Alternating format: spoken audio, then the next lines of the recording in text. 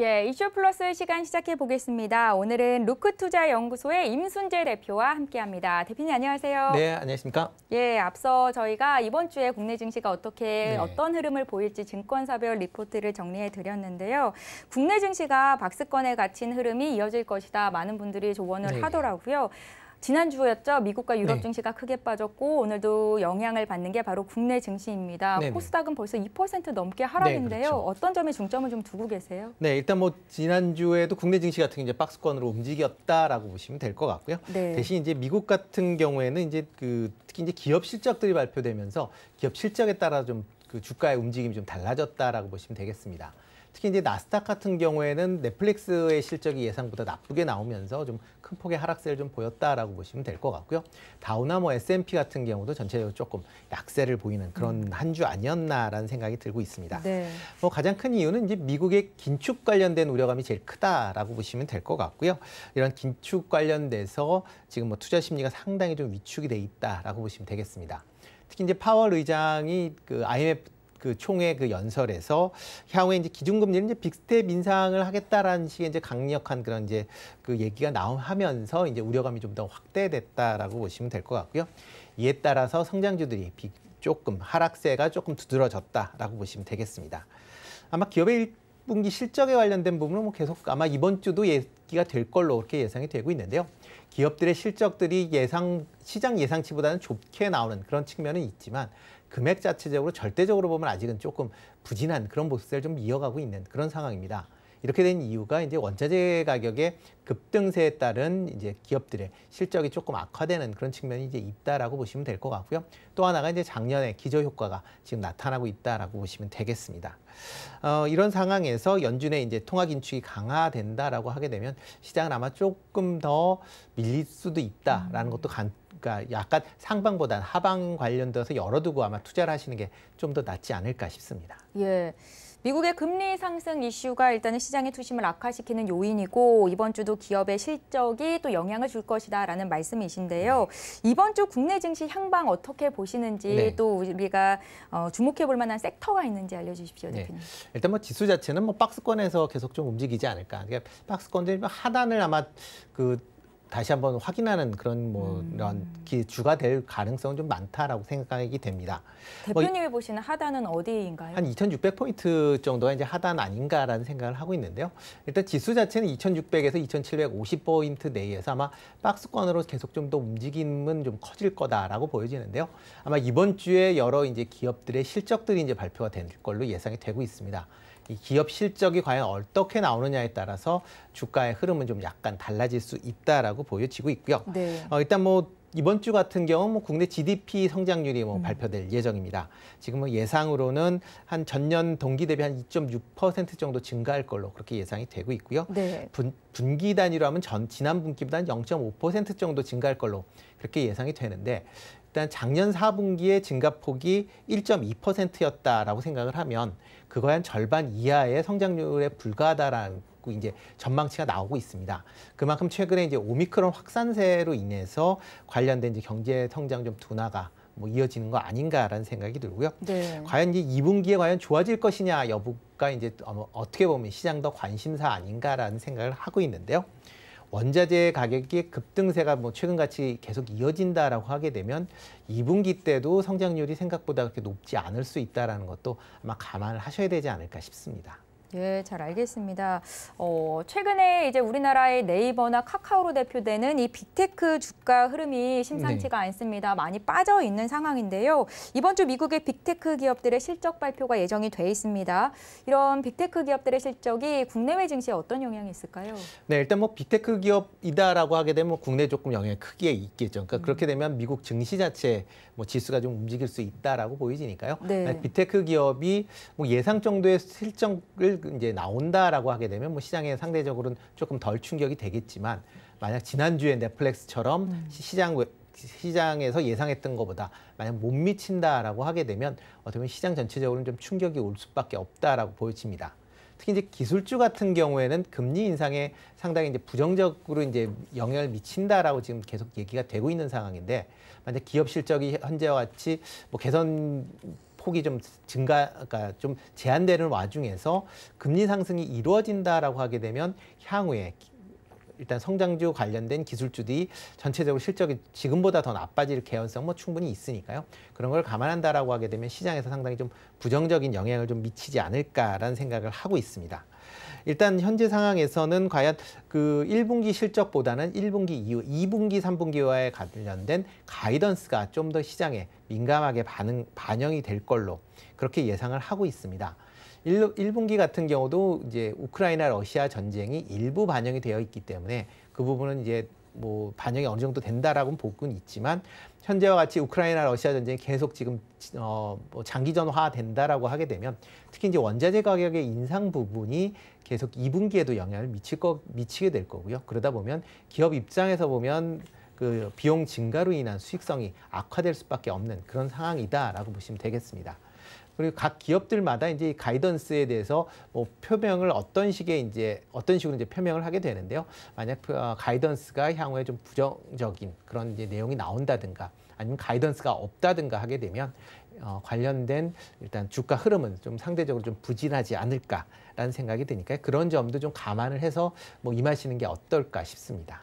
어떻게 보세요? 국내 네이버나 카카오에 대한 주가에 대한 의견을 좀 여쭈고 싶은데요.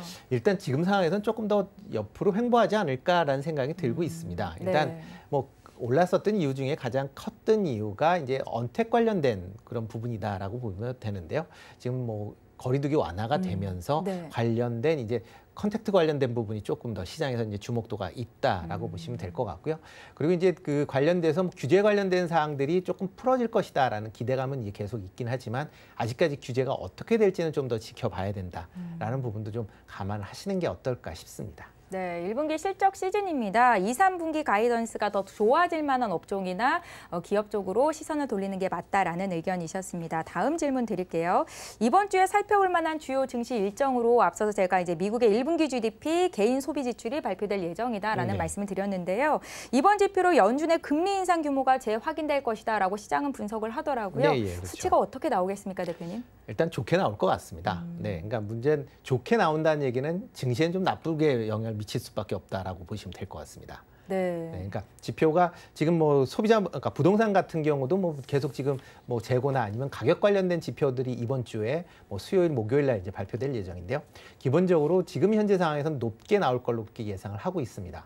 특히 그 부동산 관련된 가격의 상승률 자체는 미국의 이제 소비자 물가의 한 3분의 1 정도를 차지할 만큼 상당히 중요한 부분이다라고 보시면 되는데요.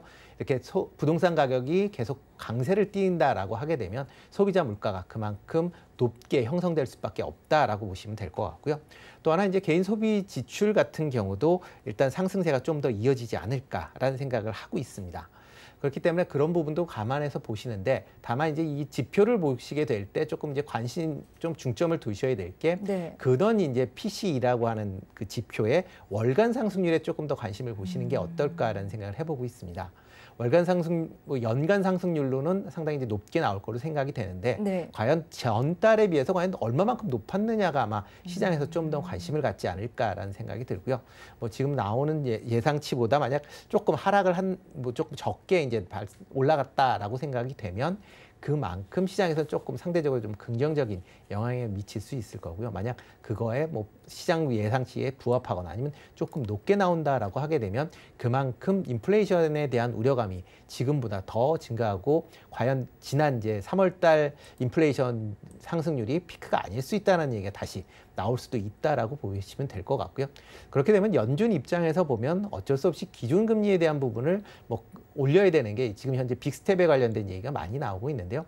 추가적으로 본다라고 하게 되면 뭐 자이언트 스텝이라고 얘기하는 0.75%포인트 올리는 것도 뭐 시장 내에서는 아마 받아들일 수도 있지 않을까. 그러니까 그런 우려가 다시 좀 확산되지 않을까라는 생각을 좀 해보고 있습니다. 특히 이제 최근 들어서 뭐 연준 관련돼서 이제 금리 관련된 얘기들이 많이 나오고 있는데요. 그 금리 내에서 지금 뭐 조금 더 올릴 수도 있지 않을까라는 뭐 그런 우려가 섞인 그런 전망치들이 나오고 있는 그런 상황이니까 그런 점도 좀 감안해서 보시면 어떨까 싶습니다. 예. 다음 주 FOMC에 대해서 계속해서 이제 중요하다라는 포인트로 말씀을 하고 계신데요.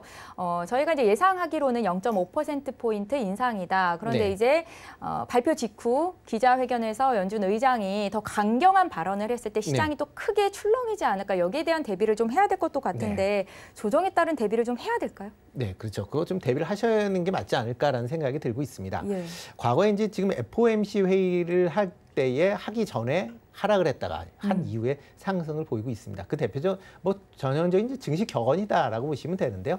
뭐 소문에 사고 뭐 뉴스에 판다라는 뭐 그런 내용이다라고 보시면 될 것 같습니다. 이와 반대로 그 전에 상당 부분 이제 불안한 감이 이제 상당히 컸다가 그런 불안감이 해소가 되면서 일단 지수가 상승을 하는 그런 이제 모습을 보였다라고 보시면 되는데요. 아마 요번엔 조금 다를 수도 있는 그런 패턴을 보일 수 있다라고 이제 개인적으로 좀 생각을 하고 있습니다. 그 이유 중에 하나는 일단 5월에 빅스텝에 대한 뭐 이슈는 뭐 시장에서는 거의 뭐 이제 기정사실화 한다라고 보시면 되겠습니다. 지금 뭐 패드워치라는 이제 어떻게 보면 그 FOMC 회의에 그 그 기준금리를 어떻게 할 것이냐라는 그런 이제 예측을 하는 이제 그런 사이트가 있는데요. 거기에서 5월달 빅스텝에 대한 0.5%포인트 이상 올린 거에 대해서는 뭐 100% 뭐 동의를 한다라고 보시면 됩니다. 그러니까 그만큼 올리는 건 확실하다라고 보여지는 거고요. 6월에 대해서도 지금 그 0.5%포인트 올리는 이제 빅스텝에 관련된 확률이 뭐 거의 뭐 100%에 가까운 90%대를 지금 기록을 하고 있습니다. 그렇기 때문에 일단 6월 달까지도 빅스텝에 대해서는 뭐 인상을 할 것이다. 대신 이제 6월 달에 이제 자이언트 스텝이라고 얘기하고 있는 0.75%를 올릴 것이냐 말 것이냐가 지금 시장의 관심사라고 보시면 되겠습니다. 지금 6월 달에 자이언트 스텝을 할 확률이 지금 뭐 약간 좀 떨어지긴 했지만 그래도 70%대를 기록을 할 만큼 상당한 높은 확률을 아직까지도 갖고 있다라고 보시면 될 것 같고요.